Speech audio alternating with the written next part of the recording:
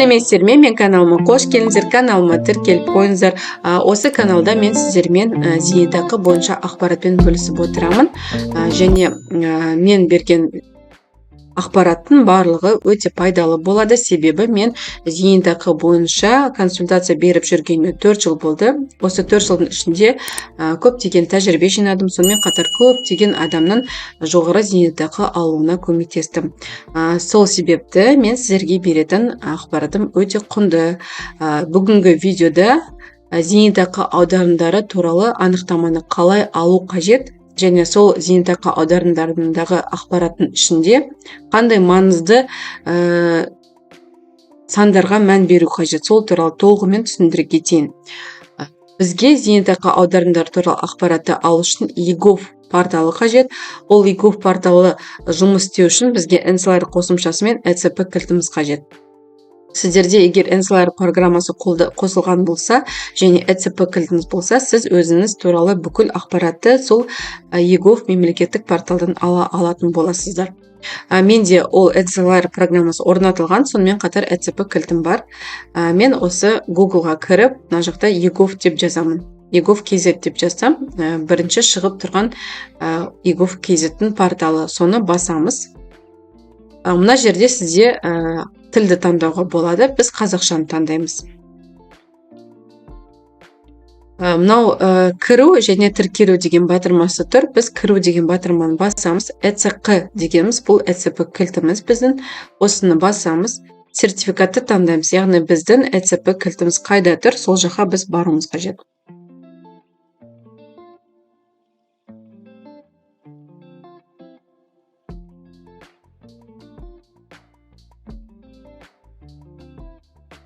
Ауыз форматындағы бірінші кілтті таңдаймыз да, өзіміздің паролімізді жазамыз.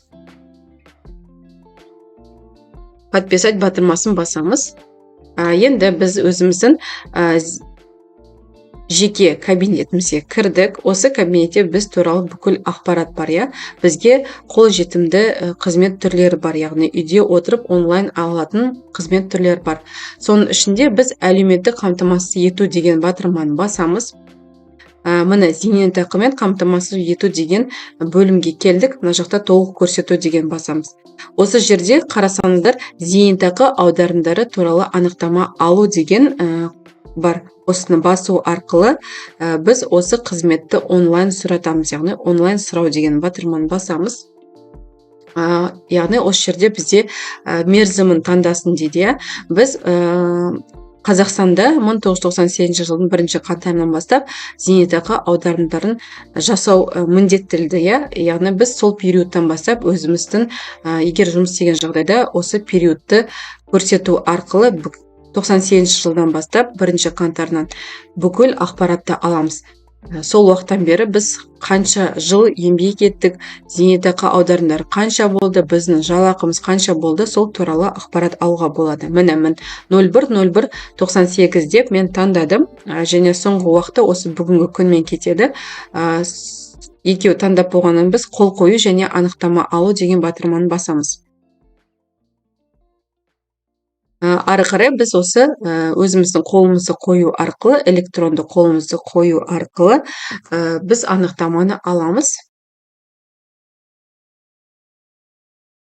Қайтадан жаңағы ECP кілтіміз қайда тұр, сол жаққа баруымыз қажет.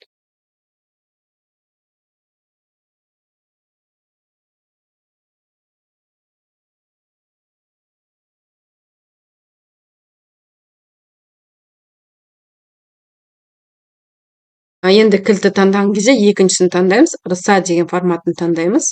Открыть батырмасын басамыз және қайтадан паролімізді енгіземіз. Подписать деп басамыз. Кішкене күту қажет, және бізде міне бұл қызмет түрі 1 сағаттан артық емес деп тұрады, бірақ мәртебені жаңарту десеңіз, бұл қызмет түрі тез шығады. Енді осы зейнетақы аударым 2 тілде бар. Анықтамасы біз қазақ тілін таңдап көрдік. Енді біз зейнетақы аударымдары туралы анықтаманы алдық. Бірақ зейнетақы аударымдары туралы анықтаманың үстінде бірыңғай жинақтаушы зейнетақы қорының салымшысы, яғни сіз қаражатының түсуі туралы ақпарат делінген, бірақ инвестициялық табысы есепке алмаған. Бұл дегеніміз сіздің зейнетақы аударымдарына түскен ақшаңыз туралы ақпарат бар, бірақ инвестициялық табысы есептелмеген. Бұл табыс мөлшерін біз басқа анықтама алу арқылы білетін боламыз. Оны келесі видеода түсіндіре кетемін. Яғни біздің зейнетақы қорындағы ақшамыз бізге инвестициялық табыс алып келеді. Яғни бұл түрлі мемлекеттік бағдарламаларға қатысу арқылы сіздің зейнетақы қорындағы ақшаңыз үнемі жұмыс істеп отырады және соның үстінен сізге инвестициялық табыс түсіп отырады. Ол соманы сіз тек қана зейнетке шыққан кезде алатын боласыз. Бұл туралы келесі видеода мен толығырақ түсіндіре кетемін. Бізде зейнетақы аударымдарын жасаудың өте ең басты пайдасы, біріншіден сіздер стаж жинайсыздар, екіншіден сіздер инвестициялық табыс табасыздар. Біз білеміз, 98 жылдың 1 қаңтарынан бастап зейнетақы аударымдары міндеттелді, бірақ көп кісілерде бұл зейнетақы аударымдары жоқ. Сол себепті біріншіден бұл кісілердің стаждары да қысқарады, сонымен қатар суммасы да аз болады. Енді 98 жылдан бастап аударылған екен, мынау кісіде 2 айдан бастап 2 ай, 3 ай, 4 ай және 6 айда аударылған екен. Бірақ 6 айда 2 рет аударылғандықтан бұл 1 ай деп есепке алынады. Кейбір кісілерде осы 1 айға 7 рет, 8 рет аударған кездер болады, бірақ ол 1 айды береді. Сонда сіздердің сол кезде стаждарыңыз қысқаратын болады. Келесі көрсеткіш, мынау ТБК дегенге қараймыз. Бұл жақта код, яғни 010 деген код, бұл зейнетақы аударымдарының коды болып табылады. Ал 019 болса, бұл сізге стаж бермейді. Бұл яғни сіз зейнетақы аударымдарын кешігіп төлеген үшін пеня ретінде саналатын код болады. Сол себепті сіздер стажын санаған кезде мына жақта 010 деген төлемдерді қарауларыңыз қажет. Мына жақта сомасы маңызды емес, себебі біз 98 жылдары айлық өте аз болған. Бізге бұл жақта сомасы маңызды болады, егерде біз 36 айлық табысымызды есептеген жағдайда. Бізге бұл қазір қажет емес. Енді мына жақта бізде кезеңі жазылмайды. Біз астына түсеміз, яғни бізге 2004 жылдар, 2005 жылдар қажет емес, себебі ол жақта табыс өте аз болған. 7 жылдарда, 8 жыл, 9 жылда, мына жақта біз суммасына қарап отырмыз керек, яғни суммасы қанша болып тұрған. 9 мың болған 2010 жылдары, бұл бізге өте аз, 9-10 мың болған аз болашақ. Сосын 11 жылдары 7.800 болған табысымыз, яғни 70 мың теңге деген білдіреді, яғни 10% зейнетақы аударымдары ретінде түсіп отырады. 11 жылдары да аз болған, 12 жылдары да. Астына түсу осылай бүкіл зейнетақы аударымдарыңызды қарау арқылы мына жақта сомасын қарап отырасыздар. Міне мынау 14 жылдары уже зарплатасы жақсы болған, яғни 16.990 теңге түскен екен. Бұл дегеніміз 160 мың теңге зейнетақы жалақы болған дегенді білдіреді. Бұл да бізге аз көрсеткіш болады, мүмкін жақсы көрсеткіштер бар екенін тағы да астына түсіп бақылап көруге болады. Мына жерде уже 2021 жылдан бастап бұл кісіде зейнетақы аударымдары 19.181 теңге құрайды, яғни 190 мың теңге зарплата болды деп есепке алынды. Сонымен қатар бұл кісіде зейнетақы аударымдары барлығын.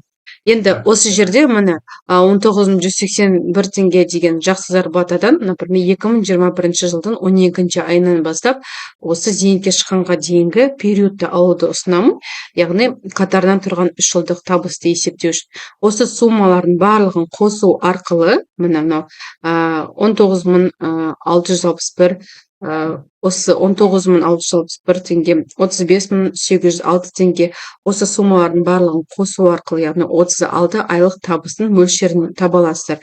Осы суммалар қосып, одан кейін 10-ға көбейтсеңіздер, сол сіздің 3 жылдық табысыңыздың суммасы шығады. Сол кезде сіздер ынтымақты зейнетақы үшін максималды көрсеткіште зейнетке шыға аласыз ба, ала алмайсыз ба, сол туралы ақпаратты білетін боласыздар.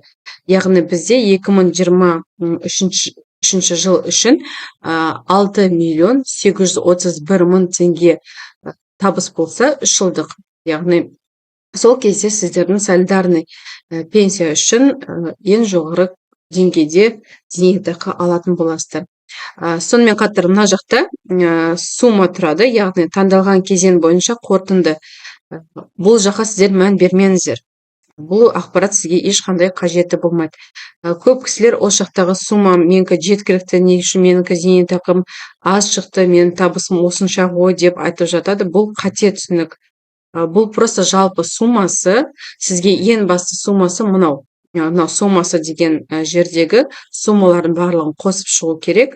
Соны 10-ға көбейту арқылы сіздің 3 жылдық табысыңыздың суммасы анықталады. Яғни 2023 жылдың 7 айынан бастап 36 ай санайсыздар. Сол суммасы бойынша сумманың барлығын қосып, оны 10-ға көбейту арқылы 3 жылдық табысыңыздың суммасы шығады. Яғни сіз 2023 жылы шығатын болсаңыз, ол 6.831.000 теңгеден кем болса, онда сіздің табысыңыз жеткіліксіз деген сөзді білдіреді. Егер де артық болса, ол керісінше жақсы. Осындай пайдалы ақпараттармен сізбен бөлісіп отырамын. Мен каналыма тіркеліп қойыңыздар.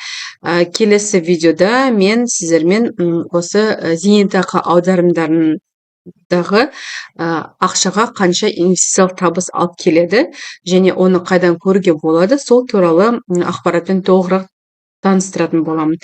Каналыма тіркеліп қойыңыздар. Сау болыңыздар.